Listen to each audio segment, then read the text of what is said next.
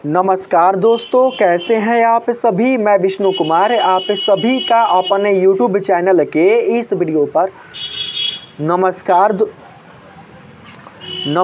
दोस्तों, मैं विष्णु कुमार आप सभी का अपने YouTube चैनल के इस वीडियो पर हार्दिक स्वागत।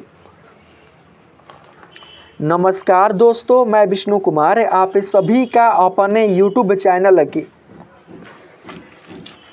नमस्कार दोस्तों, मैं विष्णु कुमार आप सभी का अपने YouTube चैनल के इस वीडियो पर हार्दिक स्वागत करता हूं। दोस्तों, इस वीडियो में मैं आप लोगों को बिहार बोर्ड क्लास 10th के साइंस सब्जेक्ट से जुड़े जो VBI ऑब्जेक्टिव प्रश्न है उसी को बताने वाला हूं। दोस्तों, यदि आप भी बिहार बोर्ड से क्लास 10th की तैयारी कर रहे हैं और आप लोगों का भी पेपर साइंस का ही है, ऐसे तो साइंस का सब्जेक्ट कंपलसरी होता है, सभी बच्चों के लिए होता है। यदि आप लोग भी साइंस की तैयारी अच्छे से कर रहे हैं तो मैं आप लोगों को साइंस सब्जेक्ट से संबंधित VBI ऑब्जेक्टिव प्रश्नों को बताने वाला हूं। ये प्रश्न आप लोगों के फाइनल एग्जाम के लिए बहुत ही हेल्पफुल होने वाले हैं, इसलिए आप लोग इस वीडियो को ध्यान से देखें और इसमें बताए गए कुल जितने सारे प्रश्न हैं उसका सही आंसर देने का प्रयास करें। देखते हैं कि कितने बच्चे इस वीडियो में दिए गए प्रश्नों का सही जवाब दे पाते हैं। मैंने इस वीडियो में आपके साइंस सब्जेक्ट से जुड़े कुल 40 ऑब्जेक्टिव प्रश्न लिया है। यदि आप लोग 40 में से अगर कम से कम आप 20 प्रश्नों का भी सही जवाब दे देते हैं तो दोस्तों समझिए कि आपकी साइंस में तैयारी बहुत ही अच्छी है। तो आइए बिना देर किए स्टार्ट करते हैं अपने आज के इस वीडियो क्लासेज को। दोस्तों, यहाँ पर पहला सवाल आपके सामने आया हुआ है, आप लोग देख सकते हैं। यहाँ पर पहला सवाल में दोस्तों पूछा गया है, दंत विशेषज्ञ किस दर्पण का उपयोग मरीजों के दांतों का बड़ा प्रतिबिंब देखने के लिए करता है। आप लोगों को उस दर्पण का नाम बताना है। यहाँ पर दोस्तों राइट आंसर हो जाएगा अवतल दर्पण। अवतल दर्पण में किसी वस्तु का प्रतिबिंब बड़ा दिखाई देता है, क्योंकि उत्तल दर्पण किसी वस्तु का देखिए जो उत्तल दर्पण होता है वो दोस्तों किसी वस्तु का हमेशा छोटा ही प्रतिबिंब बनाता है, इसलिए राइट आंसर यहां पर हो जाएगा ऑप्शन नंबर बी, अवतल दर्पण आपका राइट आंसर होगा। 2 नंबर सवाल में पूछा गया है दोस्तों, कौन सा लेंस अपसारी लेंस भी कहलाता है। किस लेंस को अपसारी लेंस कहा जाता है। तो दोस्तों अवतल लेंस को अपसारी लेंस कहते हैं और उत्तल लेंस को अभिसारी लेंस कहते हैं। यहां पर दोस्तों राइट आंसर हो जाएगा option number A. Option number A को सिलेक्ट कर लेंगे। तीसरा नंबर सवाल है दोस्तों, पुतली के साइज को कौन नियंत्रित करता है, यानी कि पुतली के आकार को कौन नियंत्रित करता है, आप लोगों को उसका नाम बताना है। तो दोस्तों यहां पर सही आंसर हो जाएगा पक्षांबी पेशिया, यानी कि सिलियरी पेशिया पक्षांबी पेशिया दोनों एक ही है। ऑप्शन नंबर ए आपका राइट आंसर होगा। 4 नंबर सवाल में बोला गया है, किस दृष्टि दोष को अवतल और उत्तल दोनों लेंसों से बने द्विफोक्सी लेंस द्वारा संशोधित किया जा सकता है। पूछा गया है दोस्तों क्वेश्चन में, किस दृष्टि दोष को अवतल और उत्तल दोनों लेंसों से बने द्विफोक्सी लेंस द्वारा संशोधित किया जा सकता है। तो दोस्तों आप लोगों को दृष्टि दोष का नाम बताना है। यहाँ पर दोस्तों 4 का करेक्ट आंसर हो जाएगा जरा दूरदृष्टि दोष है। ऑप्शन नंबर सी आपका सही आंसर होगा, ठीक है, इसे याद रखिएगा। 5 नंबर सवाल में पूछा गया है, एक प्रयोग में अवतल दर्पण द्वारा किसी बिंब का प्रतिबिंब एक पर्दे पर प्राप्त किया जाता है। दर्पण की फोकस दूरी को निर्धारित करने के लिए प्रयोगकर्ता को मापने की जरूरत है। क्या मापने की जरूरत है, आप लोगों को ऑप्शन देकर बताना है। दोस्तों यहाँ पर 5 का जो सही आंसर होगा वो हो जाएगा क्या, तो दोस्तों वो हो जाएगा यहाँ पर दर्पण तथा बिंब के बीच की दूरी। दर्पण तथा बिंब के बीच की दूरी आपका राइट आंसर होगा। ऑप्शन नंबर बी को सिलेक्ट कर लेंगे। 6 नंबर सवाल में पूछा गया है आप लोगों से, आप लोग देख सकते हैं दोस्तों, शब्दकोश के छोटे अक्षरों को पढ़ने के लिए किस लेंस का प्रयोग करना पसंद करेंगे। आप लोगों को दोस्तों यहाँ पर लेंस का नाम बताना है, ठीक है। तो दोस्तों यहाँ पर हॉटनर है, यहाँ पर 6 का जो सही आंसर होगा वो क्या हो जाएगा 5 सेंटीमीटर फोकस दूरी का उत्तल लेंस है। यहाँ पर ऑप्शन नंबर सी आपका करेक्ट आंसर होगा, ठीक है। 7 नंबर सवाल में पूछा गया है, निम्नलिखित में से कौन विद्युत विभवांतर का एसआई मात्रक है। विद्युत विभवांतर का एसआई मात्रक कौन होता है, तो दोस्तों विद्युत विभवांतर या विभव का एसआई मात्रक होता है वोल्ट। यहाँ पर राइट आंसर हो जाएगा 7 का ऑप्शन नंबर है, इसे आप लोग याद रखिएगा। 8 नंबर सवाल में पूछा गया है, लघु पथन के समय परिपथ में विद्युत धारा का मान क्या होता है बताइए। तो लघुपतन यानी शॉर्ट सर्किट के समय परिपथ में विद्युत धारा का मान बढ़ जाता है कि घट जाता है। तो दोस्तों देखिए, जब भी लघुपतन होता है तो उस समय विद्युत परिपथ में विद्युत धारा का मान बढ़ जाता है और प्रतिरोध कम हो जाता है। प्रतिरोध कम होने के कारण ही विद्युत धारा का मान बढ़ जाता है। इसलिए यहाँ पर 8 का करेक्ट आंसर हो जाएगा ऑप्शन नंबर सी, बहुत अधिक बढ़ जाता है। 9 नंबर सवाल में यहाँ पर पूछा गया दोस्तों, पश्चिम की ओर प्रक्षेपित कोई धनावेशित कण जैसे कि अल्फा कण किसी चुंबकीय क्षेत्र द्वारा उत्तर की ओर विक्षेपित हो जाता है। चुंबकीय क्षेत्र की दिशा क्या है, आप लोगों को उसकी दिशा बताना है दोस्तों। तो यहाँ पर देखिए, इसका जो सही दिशा होगा वो हो जाएगा ऊपरमुखी। ऊपरमुखी आपका right answer option number D होगा। 10 नंबर सवाल में पूछा गया है, तांबे के तार की एक आयताकार कुंडली तांबे के तार की एक आयताकार कुंडली किसी चुंबकीय क्षेत्र में घूर्णी गति कर रही है। घूर्णी यानी घूर्णन गति कर रही है। इस कुंडली में प्रेरित विद्युत धारा की दिशा में कितने परिभ्रमण के पश्चात परिवर्तन होता है। आप लोगों को परिभ्रमण की संख्या बताना है। क्वेश्चन में कहा गया है, तांबे की तार की एक आयताकार कुंडली है, किसी चुंबकीय क्षेत्र में घूर्णन कर रही है। आप लोगों को बताना है कि कुंडली में प्रेरित विद्युत धारा की दिशा में कितने परिभ्रमण के पश्चात परिवर्तन होगा। आप लोगों को दोस्तों परिभ्रमण की संख्या बतानी है। तो यहाँ पर 10 का जो करेक्ट आंसर होगा वो हो जाएगा आधे परिभ्रमण। ठीक है, आधे परिभ्रमण के दौरान परिवर्तन होगा। ठीक है, ऑप्शन नंबर सी आपका सही आंसर होगा। 11 नंबर सवाल में पूछा गया है, किसी विद्युत धारावाही सीधी लंबी परिनालिका के भीतर चुंबकीय क्षेत्र, यहाँ पर किसी विद्युत धारावाही सीधी लंबी परिनालिका के भीतर चुंबकीय क्षेत्र क्या होता है, आप लोगों को बताना है। तो दोस्तों देखिए, जानते हैं यहाँ पर क्या होता है, यहाँ पर सभी बिंदुओं पर समान होता है। ऑप्शन नंबर डी आपका सही आंसर होगा। 12 नंबर सवाल में पूछा गया है, सौर कुकर के लिए कौन सा दर्पण सर्वाधिक उपयुक्त होता है। सौर कुकर के लिए सर्वाधिक जो उपयुक्त होने वाला दर्पण है उसका दोस्तों नाम है क्या, तो दोस्तों उसका नाम है समतल दर्पण। यहाँ पर ऑप्शन नंबर ए आपका सही आंसर होगा। चिपको आंदोलन का मुख्य उद्देश्य संरक्षित करना था, किसको, तो दोस्तों वृक्षों को। ठीक है, आप लोगों ने इतिहास में भी पढ़ा होगा चिपको आंदोलन के बारे में।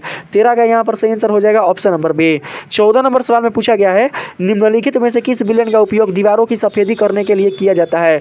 तो दोस्तों यहाँ पर हो जाएगा कौन सा राइट आंसर, यहाँ पर 14 का हो जाएगा सही आंसर ऑप्शन नंबर बी, यानी कि भाखड़ा हुआ चूना। काली चूना का फॉर्मूला होता है कैल्शियम ऑक्साइड। भाखड़ा चूना यानी कि बुझा हुआ चूना का फॉर्मूला होता है calcium hydroxide. Option number B आपका सही आंसर होगा।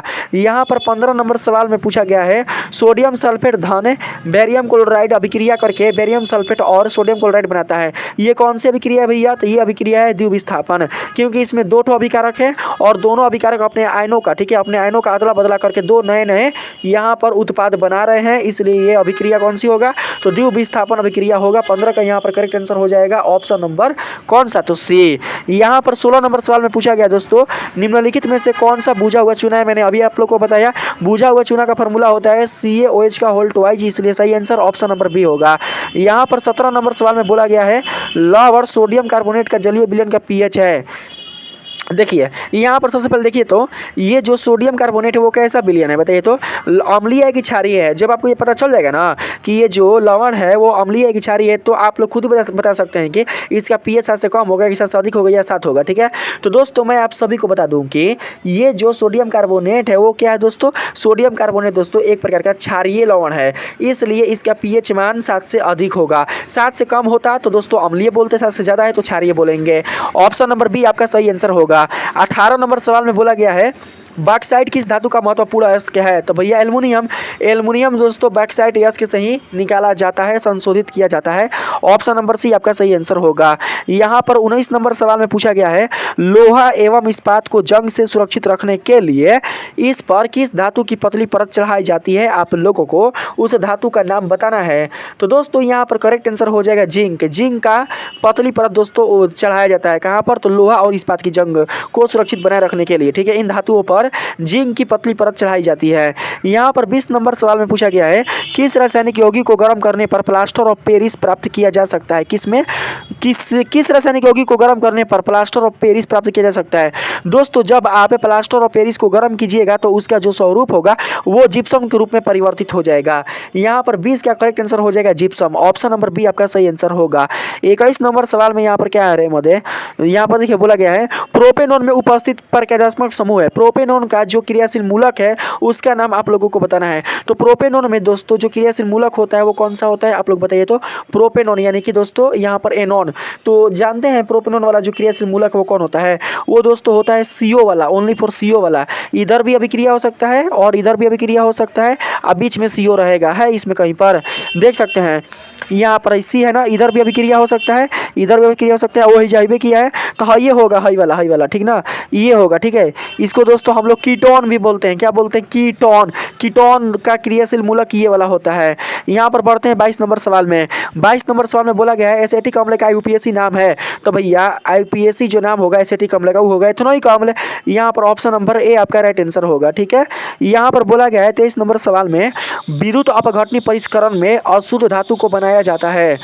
विद्युत अपघटनी परिष्करण में अशुद्ध धातु को बनाया जाता है, कहाँ पर है, नोड पर कि कैथोड पर कि अपघट्य पर कि इनमें सभी पर। तो दोस्तों 23 के यहाँ पर करेक्ट आंसर हो जाएगा ऑप्शन नंबर ए यानी कि एनोड पर।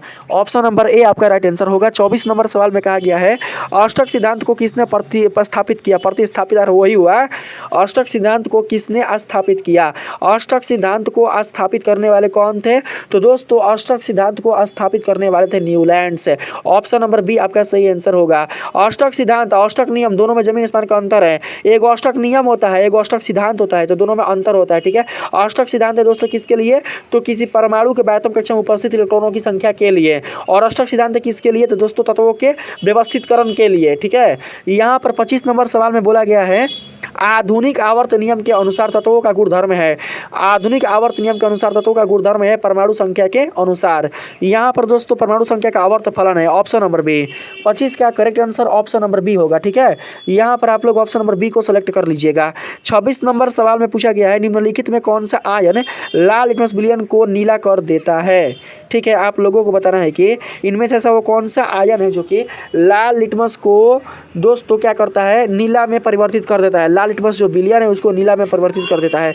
तो यहाँ पर 26 का करेक्ट आंसर हो जाएगा ऑप्शन नंबर बी यानी कि हाइड्रोक्साइड आयन, क्योंकि दोस्तों क्षार में यही रहता है, क्षार में यही आयन रहता है, अम्ल में हाई आयन रहता है। अम्ल जो होता है वो क्या करता है कि नीले लिटमस पत्र को लाल लिटमस पत्र में परिवर्तित कर देता है, और जो क्षार होता है वो क्या करता है कि लाल लिटमस पत्र को नीले लिटमस पत्र में परिवर्तित कर देता है। तो यहाँ पर बोला गया है आप लोगों से लाल लिटमस विलयन को नीला में परिवर्तित कर देता है, लाल लिटमस विलयन को नीला में परिवर्तित कर देता है। तो कहीं ना कहीं यहाँ पर आयन होगा हाइड्रोक्साइड वाला, इसलिए right answer option number B होगा। 27 नंबर सवाल में पूछा गया है पादप में जाइलम उत्तरदायी है। पादप में जो जाइलम है वो उत्तरदायी किसके लिए, तो दोस्तों आपको पता है कि जाइलम जल का परिवहन करता है, जल का परिवहन करता है। तो जल का वहन यानी कि 27 का करेक्ट आंसर हो जाएगा ऑप्शन नंबर ए। यहाँ पर 28 नंबर सवाल में कहा गया है निम्नलिखित में से किसे कोशिका का ऊर्जा मुद्रा के रूप में जाना जाता है। दोस्तों जो हमारी ऊर्जा है वो किसमें संचित रहती है, तो एटीपी में। पढ़वा लिखवा लिए तो हम क्या करें भाई बताइए। सारा चीज़ें अपने चैनल पर हम पढ़ा लिखा कर पूरा अच्छे से रखे हैं, पूरा एकदम प्ले लिस्ट में पूरा रेडी है, लेकिन किसी को पढ़ना लिखना ही बना किया, खाली आँख फाड़ के ताकेगा ऑब्जेक्टिव, बस उसको याद करिएगा आप लोग। तो ऐसे थोड़ी ना होता है, पढ़िएगा पूरा उसको अच्छे से तैयारी कर लीजिएगा, तो कितना भी ऑब्जेक्टिव घुमा के पूछेगा बिहार बोर्ड या हम, तो दोस्तों आप लोगों को बताने में कोई भी प्रॉब्लम नहीं होगा, क्योंकि आपने उसको पढ़ लिया है, उसकी पढ़ाई अपने अच्छे से दोस्तों आपने पढ़ लिया, आप लोगों को बताने में कोई भी प्रॉब्लम नहीं होगी। लेकिन आँख फाड़ के खाली ऑब्जेक्टिव देखोगे तो हम क्या करें इसमें बताइए। तो दोस्तों यहाँ पर 28 का करेक्ट आंसर हो जाएगा एटीपी। एटीपी में संचित रहती है, ठीक है, याद रखिएगा आप लोग। एडीपी से ही एटीपी में आता है, एडीपी से एटीपी में आता है। ये सारा चीज़ आप लोगों को पढ़ना था किसमें, तो श्वसन वाले चैप्टर में, ठीक है, जो कि जैव प्रक्रम का एक भाग है। यहाँ पर 29 नंबर सवाल में बोला गया है पतियों में गैसों का आदान प्रदान कहाँ होता है, बताओ जल्दी।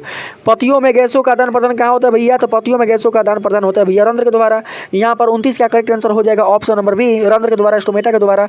यहाँ पर 30 नंबर सवाल में बोला गया है हृदय से रक्त को संपूर्ण शरीर में पंप किया जाता है, किसके द्वारा। हृदय से हमारा जो हार्ट होता है, जो हमारा हृदय होता है, तो दोस्तों वहाँ से रक्त को संपूर्ण शरीर में पंप किया जाता है, किसके द्वारा बताइए जल्दी किसके द्वारा। तो दोस्तों यहाँ पर देखिए फेफड़ा द्वारा, कि नीलय द्वारा, कि अलिंदों द्वारा, किनमें सभी, किनके द्वारा आप लोगों को बताना है। तो दोस्तों यहाँ पर 30 का करेक्ट आंसर हो जाएगा अलिंदों के द्वारा, अलिंद के द्वारा। अलिंद दोस्तों क्या करता है कि रक्त को हमारे शरीर में भेजता है, और नीले क्या करता है कि हमारे शरीर से जो दोस्तों रक्त है, रक्त में उपस्थित जो अशुद्ध गैसें हैं उसको क्या करता है, बाहर करता है, ठीक है। तो यहाँ पर जानते हैं ऑप्शन नंबर सी आपका करेक्ट आंसर होगा। 31 नंबर सवाल में बोला गया है कौन सा पादप हार्मोन पतियों को मुरझाने के लिए उत्तरदायी है। तो दोस्तों यहाँ पर पतियों को मुरझाने के लिए उत्तरदायी है ना, आपको हार्मोन का नाम बताना है। तो दोस्तों यहाँ पर 31 का करेक्ट आंसर हो जाएगा ऑप्शन नंबर सी यानी कि एब्सिस कॉम्बले। यहाँ पर ऑप्शन नंबर सी आपका करेक्ट आंसर होगा। हट ना भाई। यहाँ पर 32 नंबर सवाल में बोला गया है जड़ का अधोगामी वृद्धि है, जड़ का अधोगामी वृद्धि है 5% हलिए बटे सीचो मत हो जाए।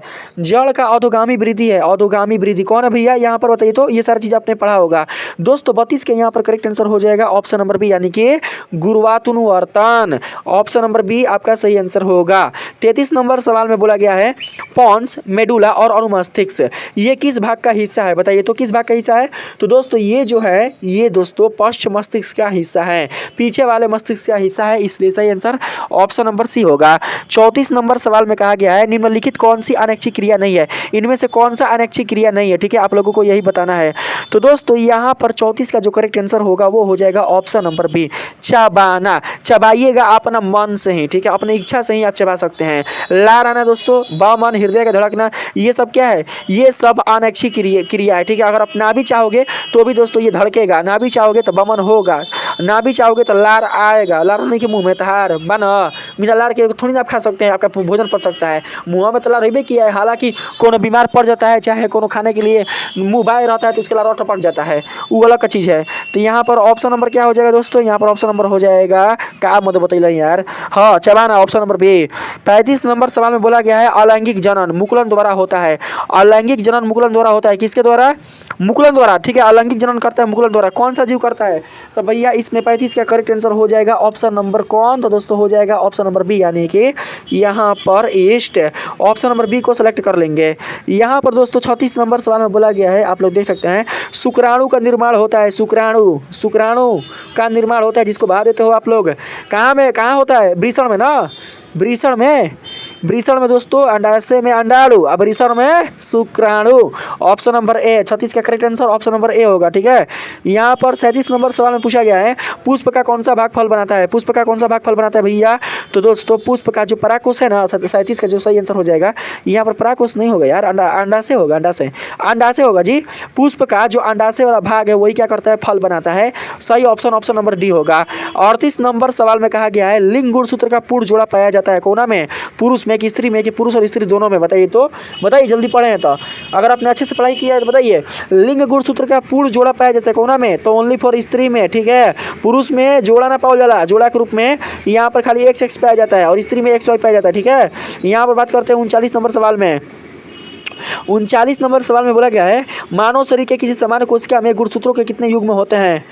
यहाँ पर पूछा गया है मानव शरीर के किसी सामान्य कोशिका में गुणसूत्रों के कितने युग्म होते हैं। 23 गो, 23 दूनी 46 ना, युग्म पूछा है जोड़ा, तो यहाँ पर 39 का करेक्ट आंसर हो जाएगा दोस्तों ऑप्शन नंबर सी यानी कि 23 गो। 40 नंबर सवाल है, लास्ट सवाल है आपका, निम्न में से कौन से समूहों में केवल जैव निम्नकरणीय पदार्थ है, जैव निम्नकरणीय पदार्थ हैं। तो दोस्तों इसमें हो जाएगा 40 के लिए करेक्ट आंसर केक, लकड़ी एवं घास, यानी कि ऑप्शन नंबर डी आपका करेक्ट आंसर होगा। ठीक है, तो यहाँ पर दोस्तों आप लोगों को मैंने 40 ऑब्जेक्टिव प्रश्नों का आंसर बता दिया है। मुझे उम्मीद है कि बहुत सारे बच्चे ने इसका सही सही आंसर भी बताया होगा।